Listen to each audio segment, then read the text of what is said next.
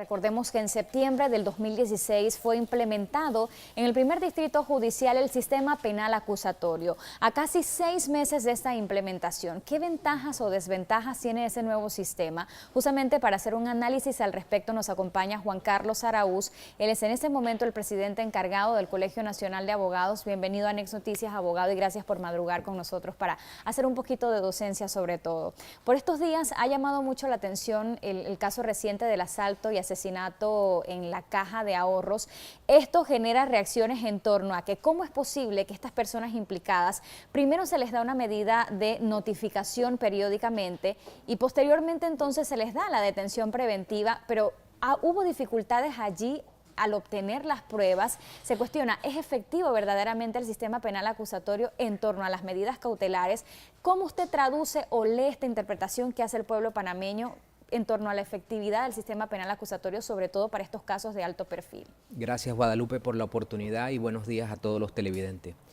Sin lugar a dudas, desde que se implementó el sistema penal acusatorio en el primer distrito judicial desde el 2 de septiembre del 2016, constituye un reto tanto para la sociedad y para los abogados en particular, comprender los desafíos que involucra el sistema penal acusatorio.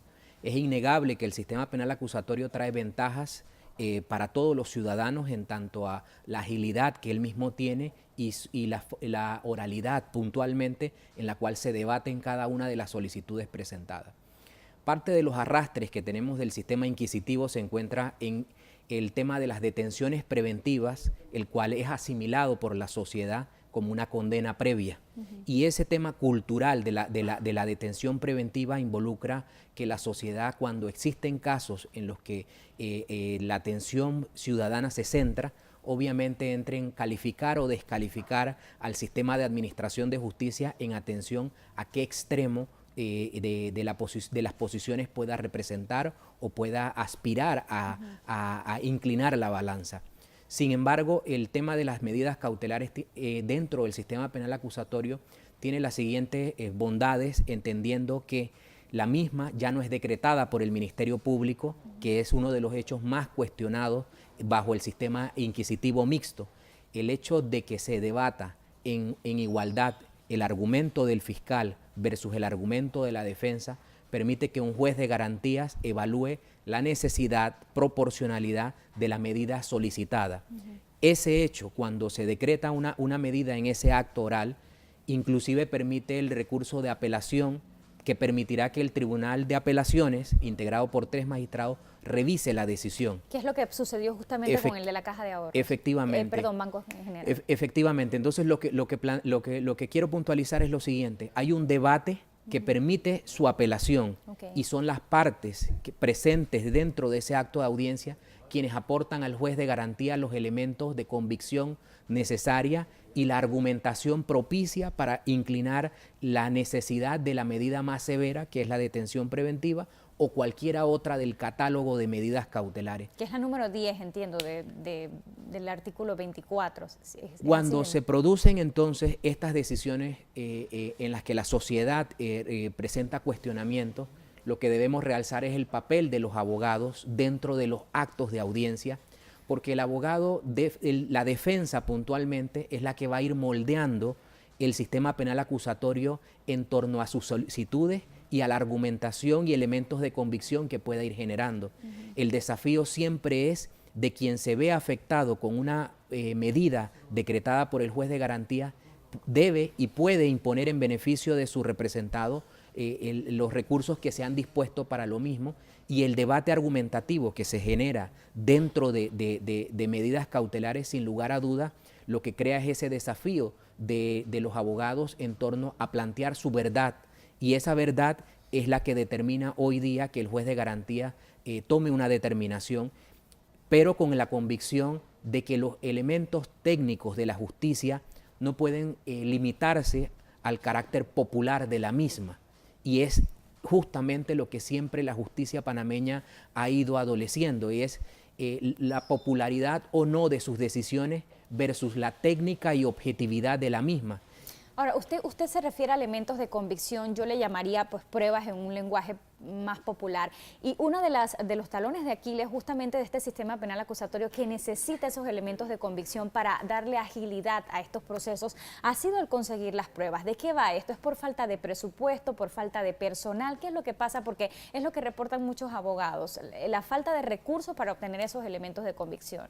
Sin lugar a dudas, el tema de presupuesto bajo el tema del sistema penal acusatorio y el Instituto de Medicina Legal y Ciencias Forenses ha sido un tema que el Colegio de Abogados ha señalado reiteradas veces, que se les requiere mayor compromiso para que todo lo que sea producción de elementos de convicción y pruebas en su momento procesal respectivo no enfrente obstáculos. Cuando hoy día la mayoría de los casos que enfrentan el cuestionamiento ciudadano o la atención y la mirada ciudadana se reflejan en los de flagrancia, esos casos de flagrancia en los cuales ocurren hechos jurídicamente relevantes que su cuestionamiento no requiere tanta elaboración probatoria, y es justamente en donde existen individuos que señalan, testigos que han presenciado la comisión de algún hecho delictivo, y la ciudadanía siente que eso es suficiente para involucrar la detención de un individuo. Y a ese mismo punto iba, parece que la ciudadanía no se queda tranquila hasta que haya una medida contundente de detención provisional tan severa, porque lo vinculamos a la culpabilidad, como usted bien ha dicho. Es que tenemos que quitarnos ese chip del sistema inquisitivo regular ahora con el sistema penal acusatorio, porque lo que la gente clamaba justamente en este caso de la cajera del banco era una medida de detención. Claro, y puntualmente es que el sistema penal acusatorio tiene principios, reglas y garantías que establecen que primordialmente está la dignidad del ser humano frente a la justicia. Y nuestra sociedad siempre ha tenido el reproche en cuanto a que ha entendido que el inicio de un proceso judicial ya amerita condenas y la severidad propia de castigos.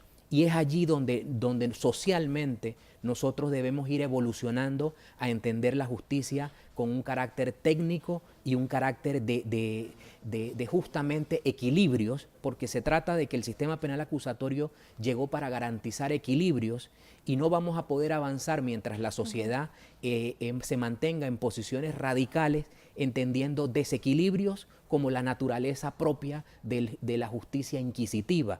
Y es allí donde el Colegio de Abogados ha hecho los esfuerzos necesarios para mantener la capacitación constante de los abogados y la reflexión de la ciudadanía en torno a que cuando ocurren hechos que requieren la atención ciudadana, lo que más debemos garantizar es neutralidad. Ahora, verdaderamente ha mermado el hacinamiento, porque nosotros no vemos esa disminución, ya que el 60% de los presos está juzgado bajo el sistema inquisitivo, y son personas que ya están en detención preventiva, pasan años ahí y ni siquiera se les ha juzgado en un proceso. ¿De verdad ha disminuido el hacinamiento este sistema penal acusatorio? Para quienes han tenido que enfrentar desde el 2 de septiembre hechos judiciales, evidentemente la agilidad del sistema ha enfrentado mayor celeridad.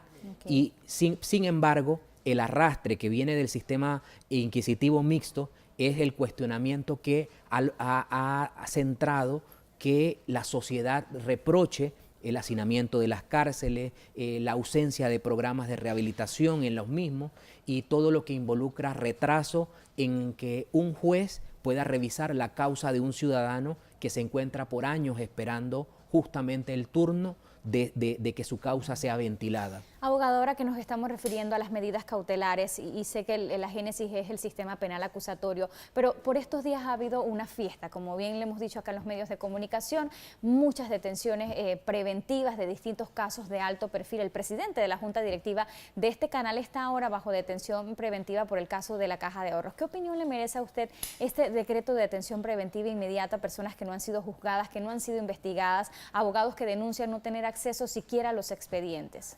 Lo primero, el Colegio de Abogados ha sido reiterado en lo siguiente: mientras se mantengan abogados que tienen conocimiento de los expedientes con señalamientos de obstáculos a las investigaciones, el Ministerio Público tiene que realizar las gestiones al menor tiempo posible para que las mismas sean disipadas, y que la justicia se trata de que una detención preventiva no puede ser asimilada a una condena, Por lo tanto, ninguna persona que se encuentre siendo objeto de un proceso judicial podríamos permitir que su estado de inocencia sea vulnerado, y hay que volver y repetir lo mismo. Las medidas cautelares tienen propósitos dentro de las investigaciones y ningún propósito de la investigación es asimilarlo a la presentación de un culpable anticipado, porque hay que volver y recordar que solo el juez de la causa es quien impondrá la condena, y que esa condena tendrá posibilidades de ser recurrida en primera instancia, segunda instancia, casación, recursos extraordinarios. Por lo tanto, la justicia como tal es un proceso que involucra tiempos, y los tiempos de la investigación en nada se refieren tiempo, a culpabilidad. Ejemplo, tendría un fiscal bajo el penal acusatorio para una investigación? Bajo las reglas del penal acusatorio existiría el término de investigación de 6 meses, y para causas complejas podría exceder este término, y se determinaría la complejidad en el acto de audiencia que el fiscal presente esta complejidad. Brevemente, y antes de que se nos vaya, ¿qué medidas puede tomar una persona que pues ha estado detenida y al cabo de 2 o 3 años la justicia determina que era inocente? ¿Cómo puede proceder? Hay una imagen ya manchada públicamente para los casos de alto perfil, como ha ocurrido con miembros de Cambio Democrático, el presidente de este canal, pero ¿qué pasa con el ciudadano común? Esta persona que durante esos 3 años perdió familia, perdió trabajo, no ha visto a sus hijos. ¿Cómo puede proceder una persona que al cabo de un tiempo estar detenido, pues la justicia determina que era inocente, perdió 3 o 2 o 4 años de su vida? Cuando una persona tiene el señalamiento de que una institución del Estado ha prestado un servicio defectuoso, puede recurrir a demandar por la prestación defectuosa del sistema de administración de justicia, es decir, el Estado incumplió la tutela judicial efectiva, que es la que garantiza que la justicia funcione no para oprimir a un individuo, sino para el descubrimiento de un señalamiento. Y esto involucra procedimientos ante la Sala Tercera de lo Contencioso Administrativo de la Corte, y el Estado en no pocas veces ha tenido que enfrentar el señalamiento de un individuo que ha sentido que se ha actuado injustamente. Por lo tanto, hay vías judiciales que se pueden activar cuando una persona es exculpada, sin embargo fue presentada como un culpable anticipado, y el deterioro de su propia vida. Pero son pocos los casos que procederían o llegarían a este punto. Verdaderamente hay quienes no terminan este proceso o siquiera reclaman ese tiempo perdido. Quizás lo propicio es orientar a la ciudadanía de que la vía existe, y que esa vía tiene que ser acompañada de un abogado, y que ese abogado será el vocero de este individuo, el representante de sus derechos ante la administración de justicia.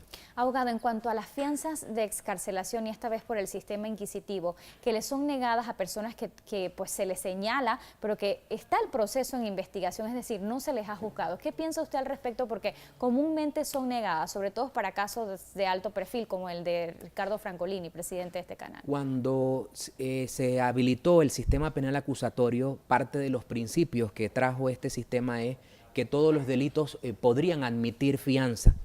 Es decir, que no importa la gravedad del delito, una solicitud debidamente presentada y valorada permitiría que el tribunal pueda pronunciarse en torno a la misma, y de no ser favorable se puede recurrir al Tribunal Superior mediante el recurso de apelación. Se trata de que el propósito o la finalidad de la medida cautelar debe permanecer exclusivamente mientras la investigación esté en activo. A medida que una investigación se va desarrollando, deben ir desapareciendo las necesidades cautelares en la mayoría de los casos, salvo que se pueda acreditar el riesgo de fuga, la peligrosidad del individuo. Pero en los casos en los cuales estas dos características no se ha presentado... ¿Qué quiere decir eso? ¿Justicia selectiva? ¿Un pase de factura?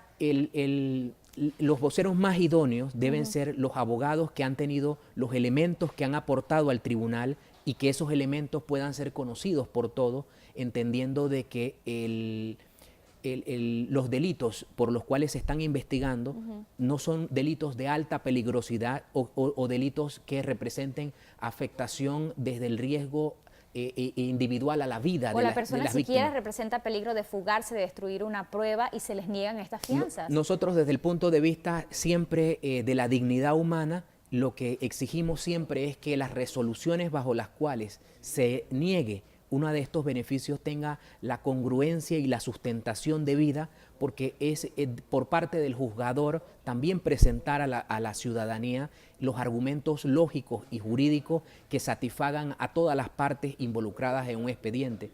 Y el papel de la ciudadanía debe ser exigir una justicia más técnica en la medida que los jueces produzcan resoluciones que satisfagan más a los profesionales del derecho en la medida que se encuentre la argumentación de hechos, de pruebas técnicas, jurídicas y de argumentación lógica que permita excluir estos señalamientos de